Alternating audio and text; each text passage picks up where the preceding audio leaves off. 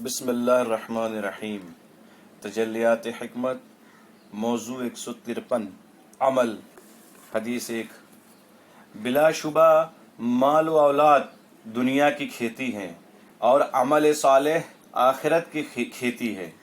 حدیث 2، ریاکاری اور دکھاوے کے بغیر عمل کرو، کیونکہ جو اللہ کے علاوہ کسی اور کے لیے عمل کرتا ہے تو اللہ اسے اسی کے سہارے چھوڑ دیتا ہے۔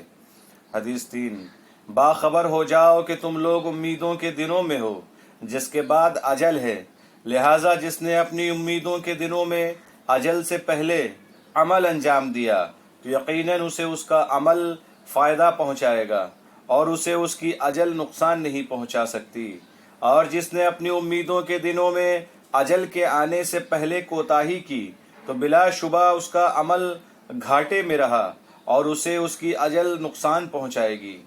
حدیث 4، تم میں سے عمل کرنے والے کو مہلت کے دنوں میں، موت کی رکاوٹ سے پہلے، فرصت کے لمحات میں، مشغولیت سے پہلے اور سانس لینے کے زمانے میں گلا گھٹ جانے سے پہلے نیک اعمال انجام دے لینے چاہیے تاکہ وہ اپنے نفس و جان کی جگہ کے لیے کچھ تیاری کر لے اور اس کے ذریعے کوچ کرنے والی جگہ سے ٹھہرنے کی جگہ کے لیے کچھ زیادہ راہ لے سکے۔ حدیث 5، اس دن کے لیے عمل کرو جس دن کے لیے تمام ذخیرے جمع کیے جاتے ہیں اور جس دن اسرار آیا ہوں گے۔ حدیث 6، جنت کے لیے جنت کا عمل انجام دو، کیونکہ دنیا تمہارے ٹھہرنے کی جگہ کے طور پر نہیں پیدا کی گئی ہے بلکہ یہ تمہارے لیے بطور ایک گزرگاہ خلق کی گئی ہے تاکہ تم اس میں سے اپنی قرار گاہ کے لیے کچھ سامان مہیا کر لو۔ حدیث 7، علم کے ذریعے عمل کرنے والا صاف راستے پر چلنے والے کی طرح ہے، لہٰذا دیکھنے والے کو دیکھ لینا چاہیے کہ آیا وہ چل رہا ہے یا پلٹ رہا ہے۔ حدیث 8، یہ جان لو کہ ہر عمل اگتا ہے اور ہر اگنے والی چیز کے لیے پانی سے بے نیازی نہیں ہو سکتی، اور پانی مختلف طرح کے ہوتے ہیں، لہٰذا جس پودے کی سینچائی اچھی ہوگی اس کی بوائی بھی عمدہ ہوگی اور پھل بھی میٹھا ہوگا، اور جس کی سینچائی خراب ہوگی اس کی بوائی بھی خراب ہوگی اور اس کا پھل بھی کڑوا ہوگا۔ حدیث 9، آپ نے حارث حمدانی کو لکھا، ہر اس کام سے ڈرو جس کو کرنے کے لیے عامل خود اپنے لیے خوش رہتا ہے مگر عام مسلمانوں کے لیے اس کام کو ناپسند کرتا ہے، اور ہر اس کام سے ڈرو جسے تنہائی میں انجام دیا جائے مگر علل اعلان اسے کرنے سے شرمایا جائے، اور ہر اس کام سے ڈرو جس کے بارے میں اگر اس کے کرنے والے سے پوچھا جائے تو وہ انکار کر دے یا پھر معذرت کر لے۔ حدیث 10، بندوں کے اس دنیا میں نیک اعمال آخرت میں اس کی آنکھوں کا تارا ہوں گے۔ حدیث 11، خوش بختی ہے اس شخص کے لیے جو قیامت کو یاد کرے اور حساب کتاب کے لیے عمل کرے۔ حدیث 12، جو امیدیں بڑھا لیتا ہے وہ عمل کو خراب کر لیتا ہے۔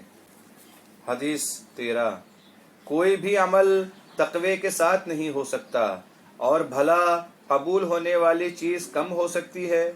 حدیث 14، کتنا فرق ہے ان دو عملوں میں، وہ عمل جس کی لذت ختم ہو جاتی ہے اور اثرات باقی رہتے ہیں، اور وہ عمل جس کی زحمتیں ختم ہو جاتی ہیں مگر اجر باقی رہتا ہے۔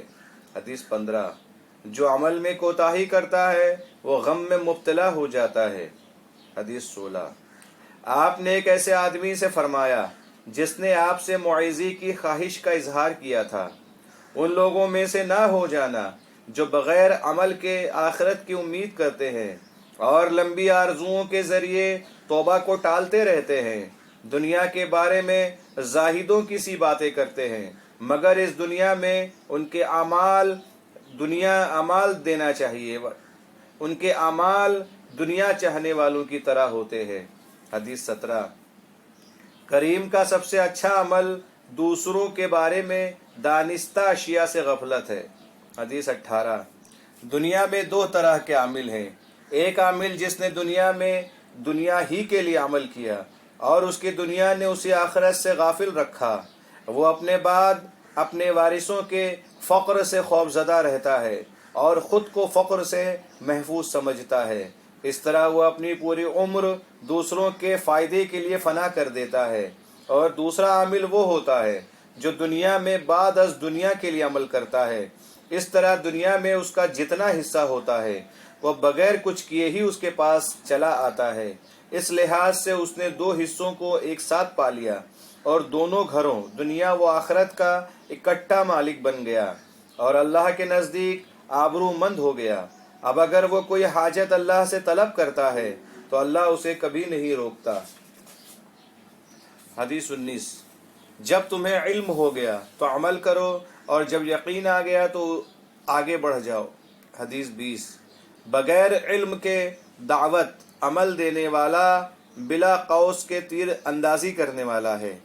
حدیث 21، علم عمل سے جڑا ہوا ہے، لہٰذا جو حقائق کو جان لیتا ہے وہ ان پر عمل بھی کرتا ہے، اور علم عمل مانگتا ہے۔ اب اگر اسے یہ مل جاتا ہے تو یہ علم اس کے پاس باقی رہتا ہے ورنہ چلا جاتا ہے۔ حدیث 22، جو اپنے دین کے لیے عمل انجام دیتا ہے اللہ اس کی دنیا کے لیے کافی ہوتا ہے۔ والسلام علیکم ورحمۃ اللہ وبرکاتہ۔